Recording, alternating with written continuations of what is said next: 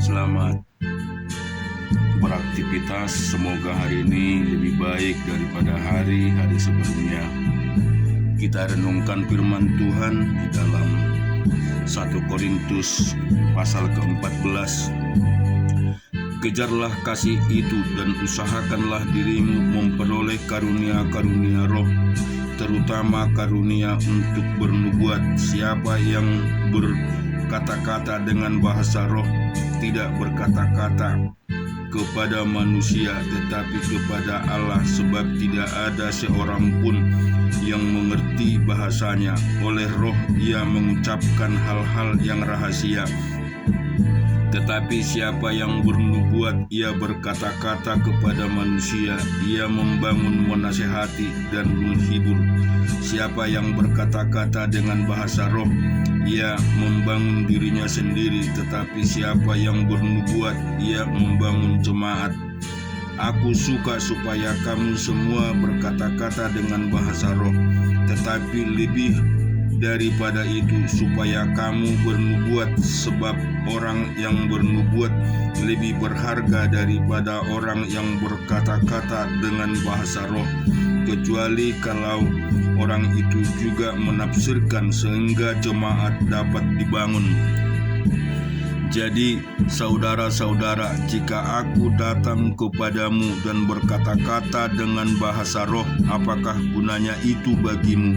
Jika aku tidak menyampaikan kepadamu pernyataan Allah atau pengetahuan atau nubuat atau pengajaran, sama halnya dengan alat-alat yang tidak berjiwa tetapi yang berbunyi seperti seruling dan kecapi, bagaimanakah orang-orang dapat mengetahui lagu apakah yang dimainkan seruling atau kecapi kalau keduanya tidak mengeluarkan bunyi yang berbeda? Atau jika napiri tidak mengeluarkan bunyi yang terang, siapakah yang menyiapkan dirinya untuk berperang? Demikian juga kamu yang berkata-kata dengan bahasa roh, jika kamu tidak mempergunakan kata-kata yang jelas, bagaimanakah orang dapat mengerti apa yang kamu katakan? Kata-katamu sia-sia saja kamu ucapkan di udara. Ada banyak, entah berapa banyak macam bahasa di dunia. Sekalipun demikian, tidak ada satupun di antara yang mempunyai bunyi yang tidak berarti. Tetapi jika aku tidak mengetahui arti bahasa itu, aku menjadi orang asing bagi dia dan mempergunakan, dan dia orang asing bagiku. Demikian pula dengan kamu. Kamu memang berusaha untuk memperoleh karunia-karunia roh, tetapi lebih daripada itu hendaklah kamu berusaha mempergunakan untuk membangun jemaat. Karena itu siapa yang berkata-kata dengan bahasa roh, ia harus berdoa supaya kepadanya diberikan juga karunia untuk menafsirkannya. Sebab jika aku berdoa dengan bahasa roh, maka rohkulah yang berdoa, tetapi akal budiku tidak turut berdoa. Jadi apakah yang harus kubuat? Aku akan berdoa dengan rohku, tetapi aku akan berdoa juga dengan akal budiku. Aku akan menyanyi dan memuji dengan rohku, tetapi aku akan menyanyi dan memuji juga dengan akal budiku. Sebab jika engkau mengucap syukur dengan rohmu saja, bagaimanakah orang bisa yang hadir sebagai pendengar dapat mengatakan amin atas pengucapan syukurmu? Bukankah ia tidak tahu apa yang engkau katakan?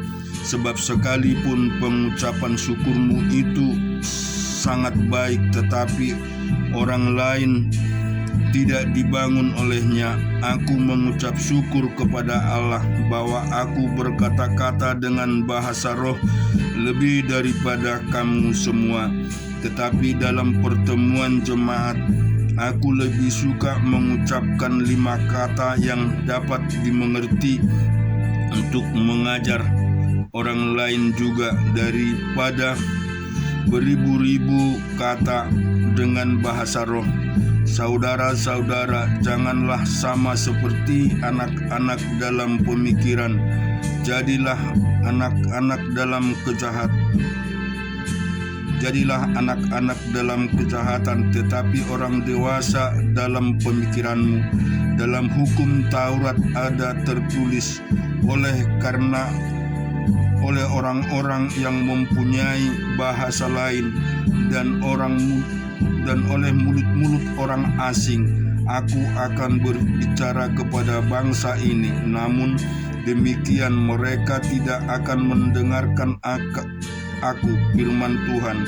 Karena itu karunia bahasa roh adalah tanda, bukan untuk orang yang beriman, tetapi untuk orang yang tidak beriman. Sedangkan karunia untuk bernubuat adalah tanda, bukan untuk orang yang tidak beriman, tetapi untuk orang beriman.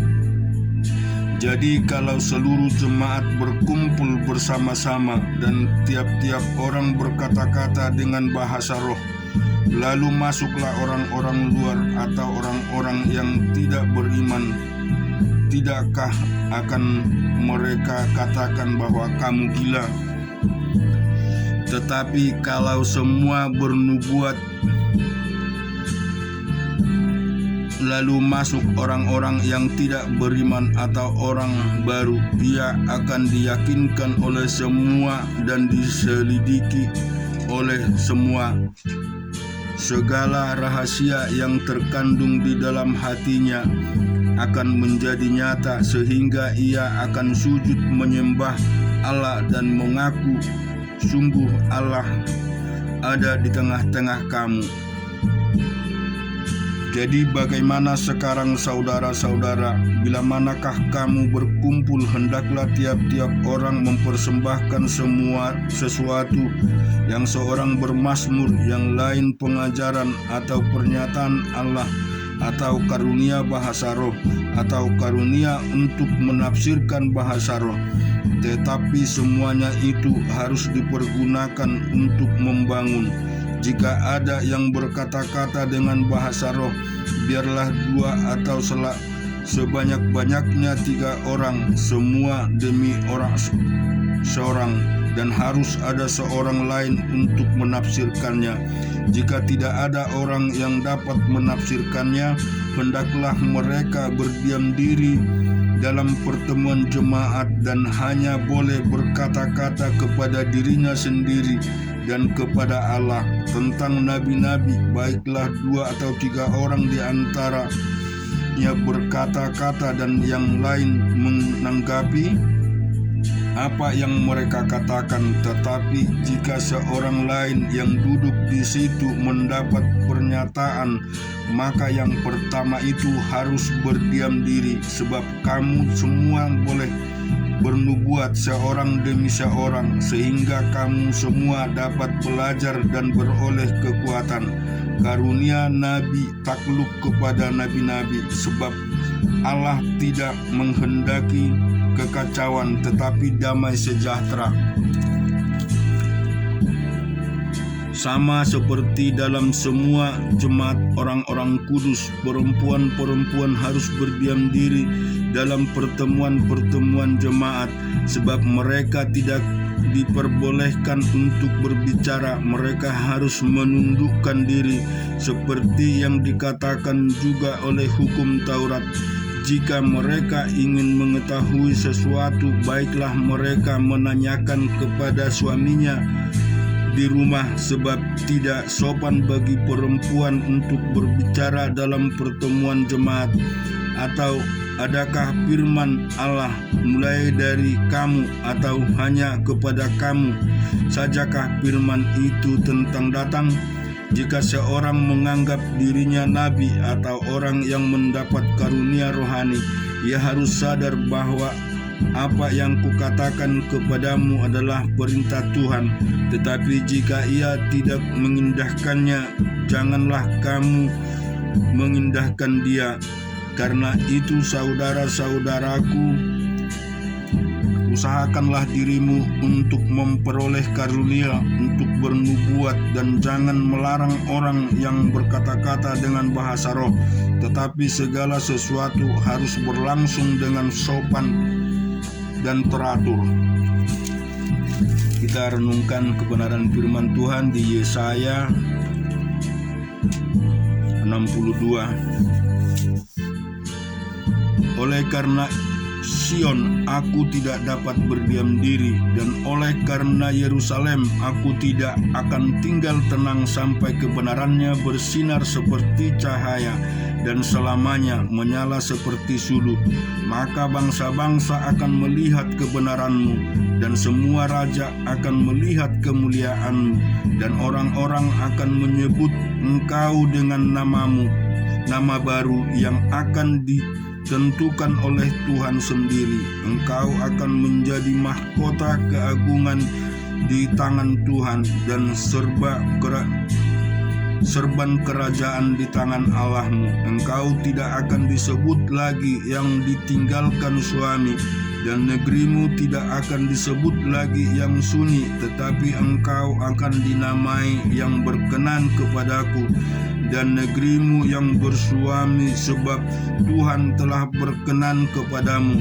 Dan negerimu akan bersuami, sebab seperti seorang muda belia menjadi suami seorang anak darah, demikianlah dia yang membangun engkau akan menjadi suamimu. Dan seperti girang hatimu seorang mempelai melihat pengantin perempuan, demikian Allahmu akan girang hati atasmu.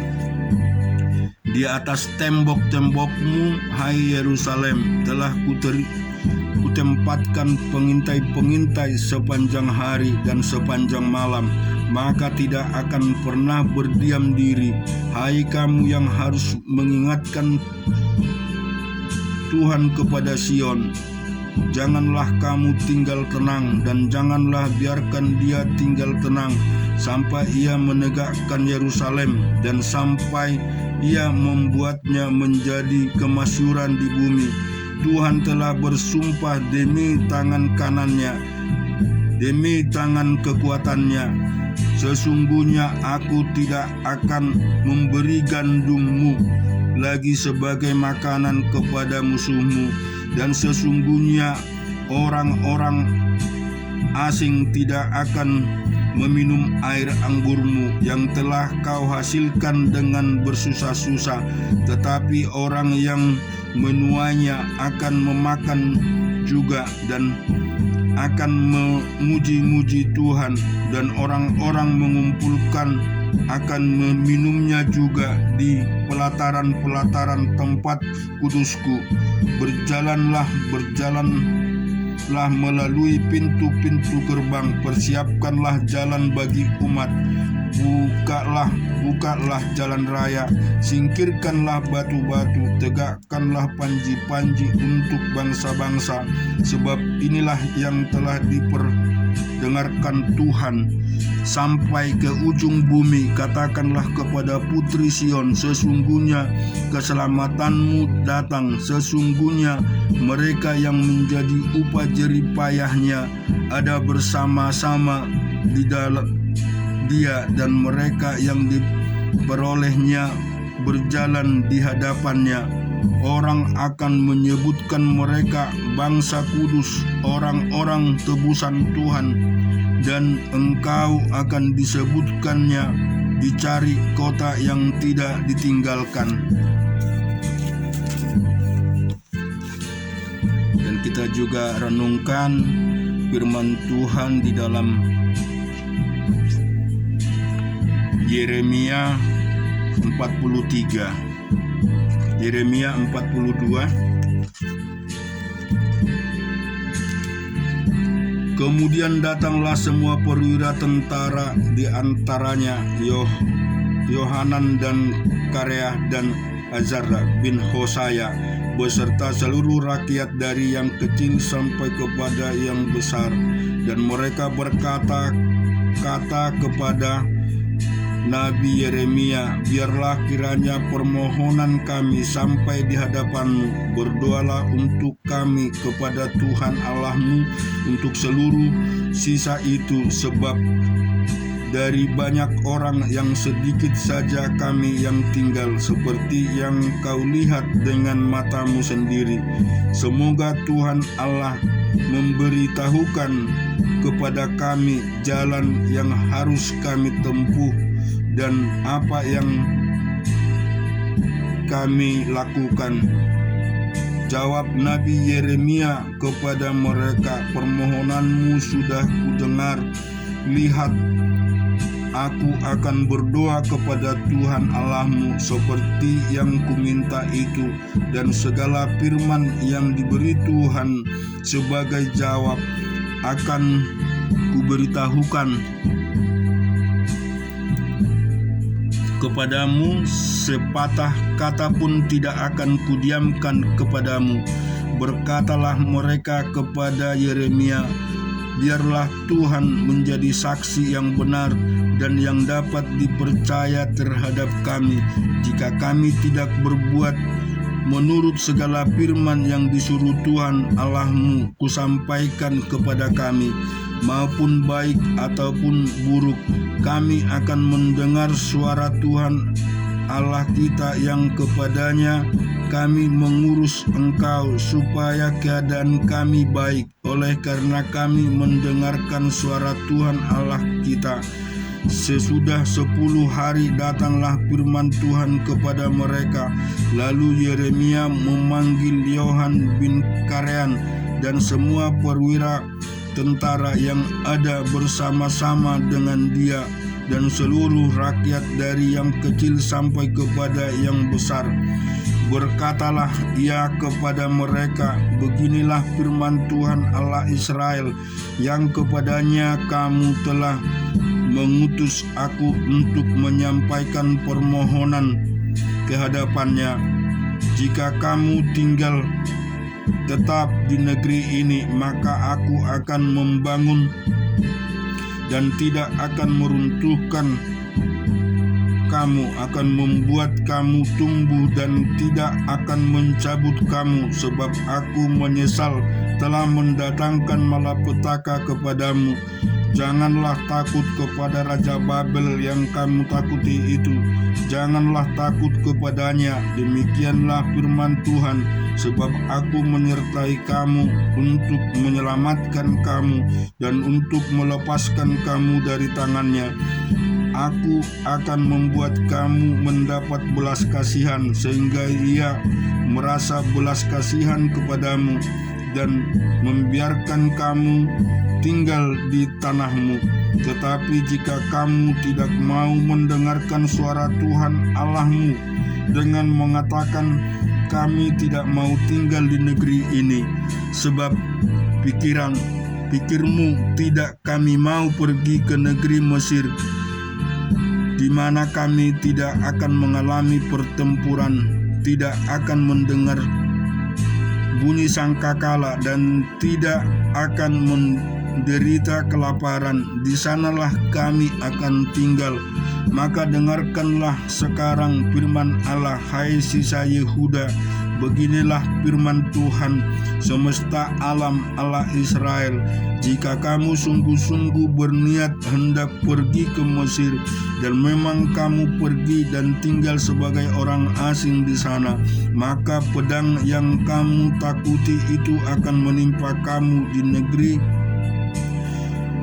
Mesir, dan kelaparan yang kamu gentarkan itu tidak putus-putusnya mengejar-ngejar kamu di Mesir sampai kamu mati di sana. Semua orang yang berniat hendak pergi ke Mesir untuk tinggal sebagai orang asing di sana akan mati karena pedang, kelaparan, dan penyakit sampar. Seorang pun dari mereka tidak ada yang terlepas atau terluput dari malapetaka yang kudatangkan atas mereka. Sungguh beginilah firman Tuhan semesta alam Allah Israel, seperti tercurahnya murkaku dan hangatan amarahku dan ke atas penduduk Yerusalem. Demikianlah akan tercurah kehangatan amarahku ke atas kamu apabila kamu pergi ke Mesir. Kamu akan menjadi kutuk kengerian, kutukan dan aib. Kamu tidak akan melihat tempat ini lagi. Tuhan telah berfirman kepadamu, hai sisa Yehuda, janganlah pergi ke Mesir. Camkanlah sungguh-sungguh bahwa aku mengingatkan kamu pada hari ini. Kamu telah menipu dirimu dan membahayakan nyawamu ketika kamu mengutus aku kepada Tuhan Allahmu dengan berkata, berdoalah untuk kami kepada Tuhan Allah kita dan beritahukanlah dengan tepat kepada kami apa yang difirmankan Tuhan Allah kita supaya kami melakukannya. Tetapi sekalipun aku memberitahukannya kepadamu pada hari ini, kamu tidak mendengarkan suara Tuhan Allahmu, yaitu tidak menuruti segala sesuatu yang disuruhnya kusampaikan kepadamu.